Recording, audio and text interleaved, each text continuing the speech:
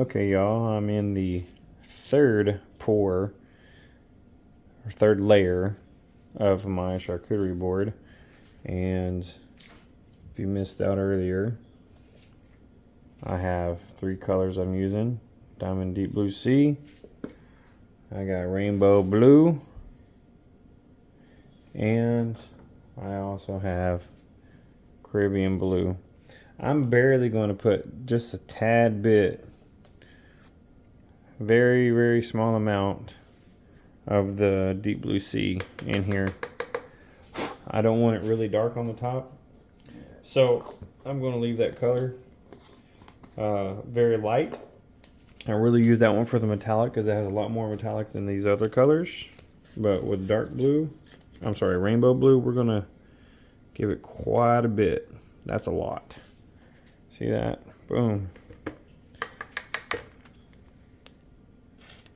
Go a little bit more with that one because I want it really, really blue. All right.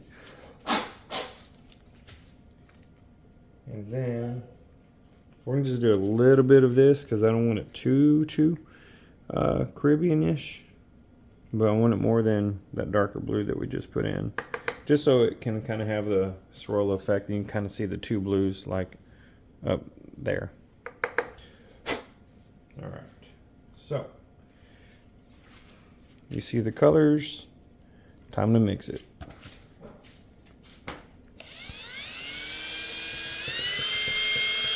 My favorite part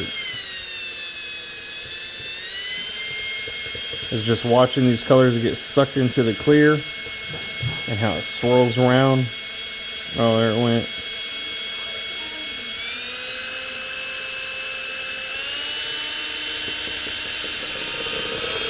Now we got to incorporate it into the clear. But if I don't, you'll see some kind of like 3D-ish look to it. I don't really care that it mixes up too much because I do like the 3D look where it's a little bit clear. But what I do want to do is bust up all the powders so there's no unmixed powders in there. I got to get the powders mixed up. So I'm not going to scrape the walls this time like I've been doing, or the bottom. I'm just going to drill mix it.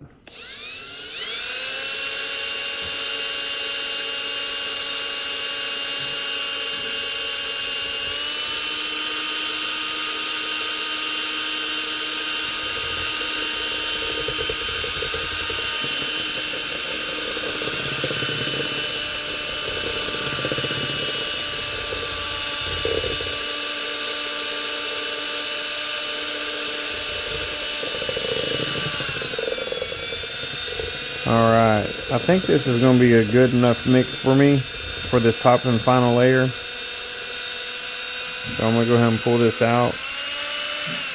Save what little epoxy I can.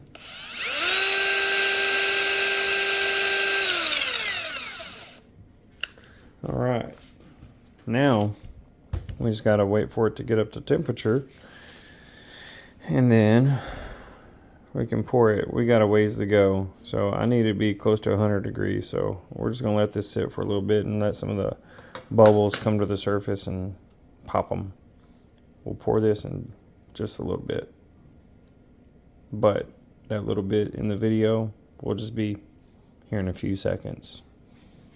So I'm going to call it a timeout. All right, time in. I got my epoxy here, ready to pour. Check the temp. 101, good to go. Here we go. My favorite part, outside of mixing, is the pour. Yay.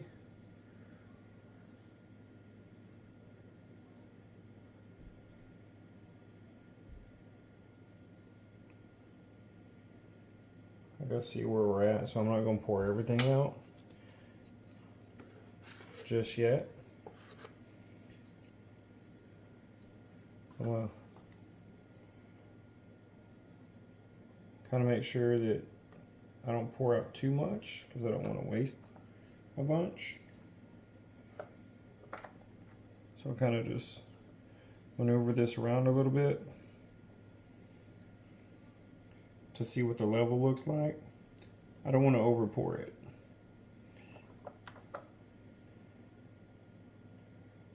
So we'll just watch it roll into all the crevices and then let it settle out a little bit. Come back over here.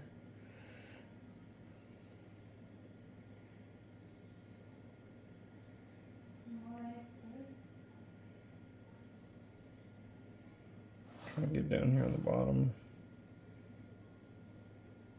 I might need a little bit more. I'll pour out of this bucket.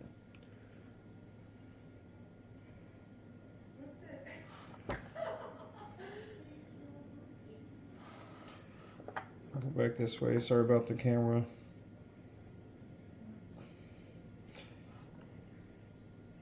Trying to get everywhere I can real quick.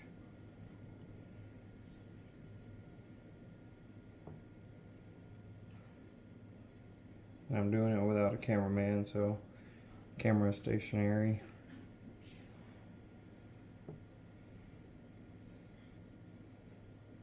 And it's okay if it rolls up on the wood itself.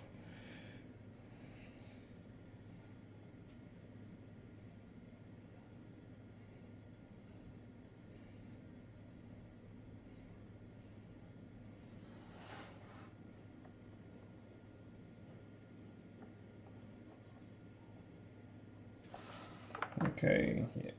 Now I can see where I'm at level wise. Okay. That's why I said it doesn't matter if it pours up on there, because I can use this to scrape that off back into the pool. And I see that I'm a little low over here. I don't know if you can tell that in the camera, but it is a little low.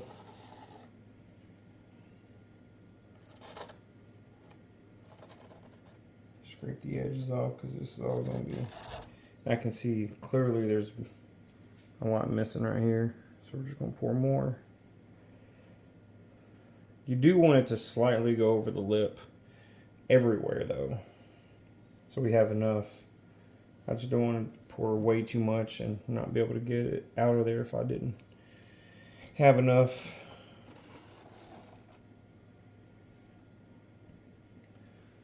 This is looking pretty good. I'm just going to have to pour some right in there to fill up that little pool area. Get a little bit in here and up here.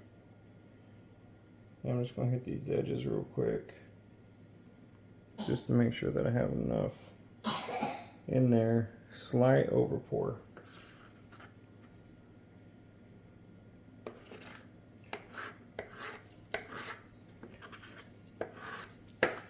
And I do got a little bit left in there, but I have molds I can use, so that will not go to waste.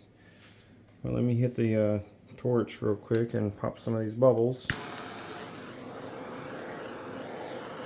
And then I'll see, when you do this, it heats it up and thins it out, and it kind of moves. This is self-leveling. It'll move a little bit more, and I can see where it will settle at, and if I still have any low spots.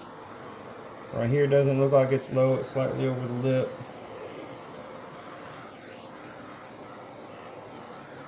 I don't think it's low here, but I'd rather be too safe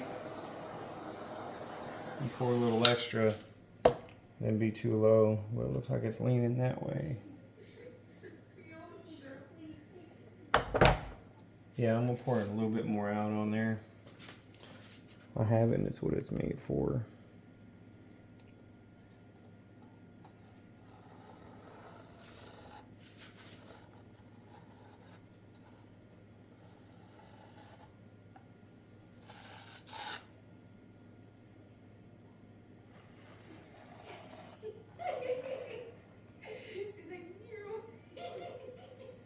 Sorry about the boys laughing in the background.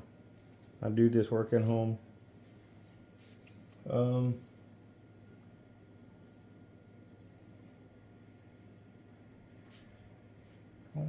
Like, I want to say that's good, but then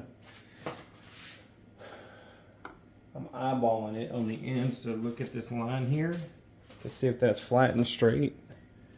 and it looks pretty good because you have a little hump right here and a little hump right there, which is good.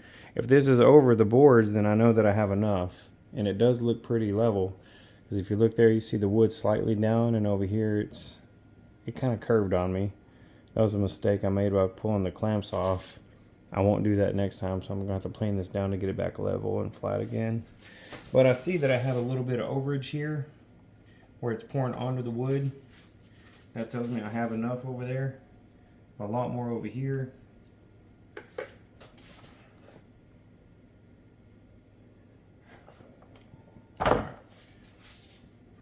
Let me pour this layer over here into one of my molds. That way we don't waste this. Let's go with the little ones here.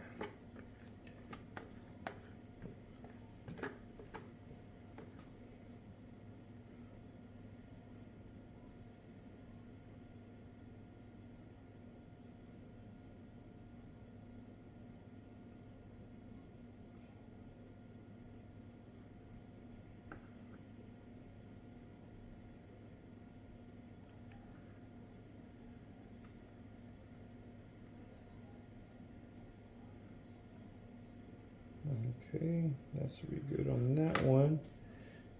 I'm gonna try to turn it so y'all can see me pour this one. Here we go.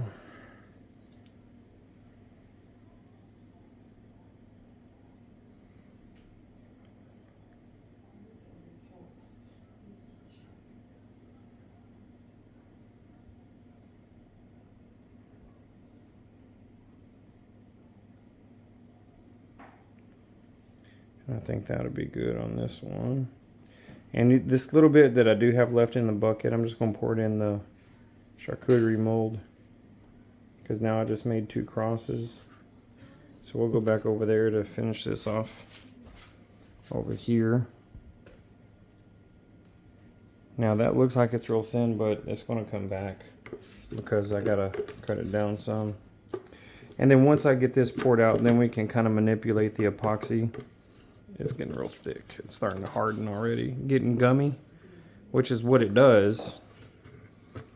But when I add heat to it, it'll loosen it back up, and then I can manipulate it some. Yeah, that is really thick.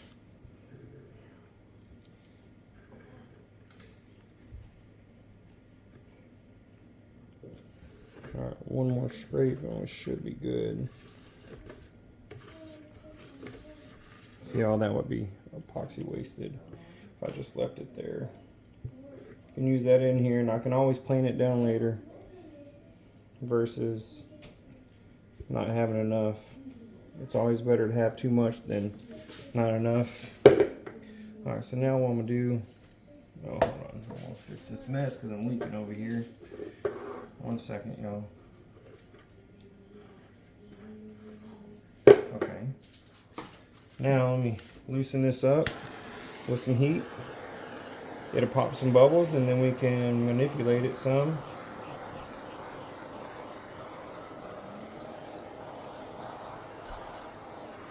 At these edges.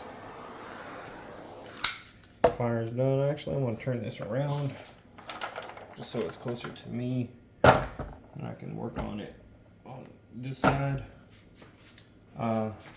It's a little bit closer. So I'm going to take my little stir stick that I had. It's just a paint stick from Home Depot. And this doesn't go very deep because that other layer is underneath it. But what this does is allow me to make some little swirl designs in here. But it won't finish like this because as it moves and cures, or I'm sorry, as it cures, it moves around.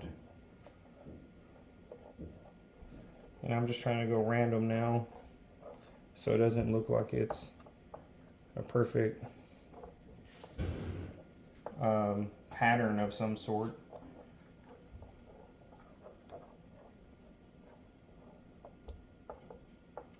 There we go. That's kind of cool looking. And then I can come back in here with my alcohol. And from this side, I'll spray it and pop some bubbles. And it gives it a cool little effect. I'll let it set for a second, and then we're going to catch this whole thing on fire, because that'll pop the other bubbles. Now you're ready for that? Let's go. Woo, baby! And it burns out pretty quickly because it's just isopropyl alcohol. I want some other designs in it, and it's about to harden because I know how gummy it is. I don't like this line right here, and I'm just going to change it up some and do some other cool little designs.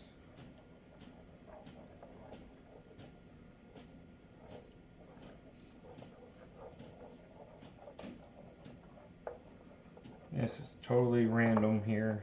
I'm just going to have to do the popping of the bubbles again. There we go. I'm going to use this other torch.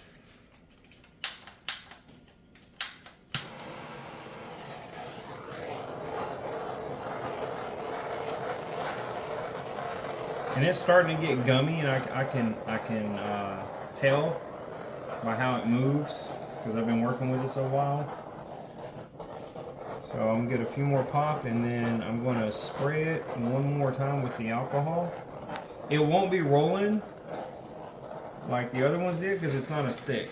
This is a thinner layer, so it won't roll as much as the other ones used to. But I'm going to hit it with some big droplets. And then that should kind of put like a little cool effect in it. And then it should actually kind of cure similarly close to what this looks like now. And I'll hit one more time with fire. Oh, it evaporated quick. It should have caught that whole thing on fire, but it didn't. And I'm just going to let some more bubbles come to the surface by leaving it alone for about 10 minutes. I'll come back and pop some more bubbles, but in the meantime, we'll go over here with the crosses. Let me zoom in so I can get a better look at what the crosses look like. Let's pop these bubbles.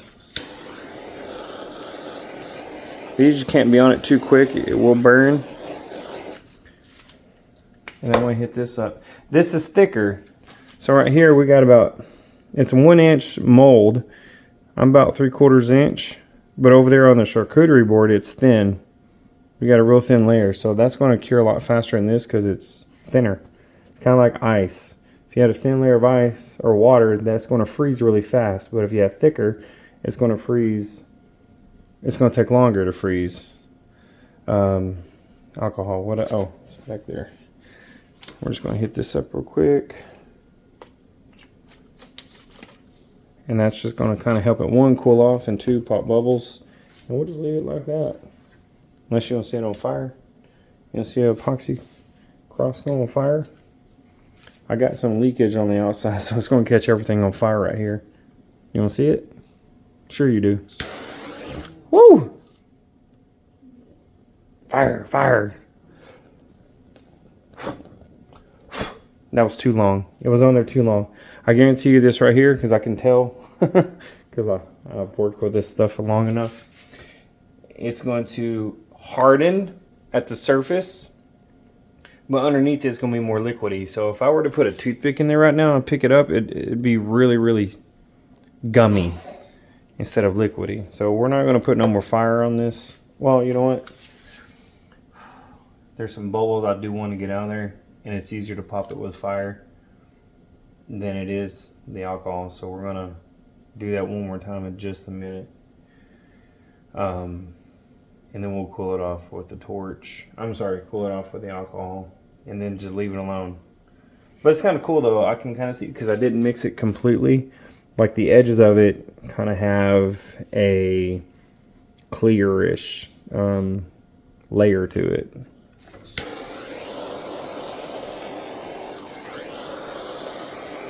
Alright, I'm done with that one. That's getting no more fire. We're going to hit this with alcohol and leave it. There we go. That one's done. And then back over here. Nope, let me zoom out. That's the design it's going to be very similar to. We have one more thing of fire, and then we're done with fire on this one.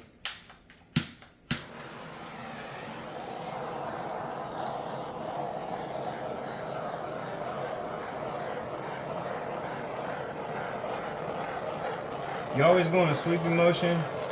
If you sit in one spot way too long, you could burn it. And I always go over the epoxy. I don't stop at the edge of it and then come back. I like pass it up and then come back to it, because if you do that, you stay on the edge of it just a hair too long, and you could burn it. You could gum it up. All right, and that's done.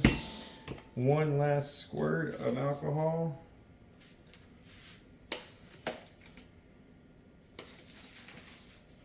And we leave it. We'll turn this fan on so it can start cooling.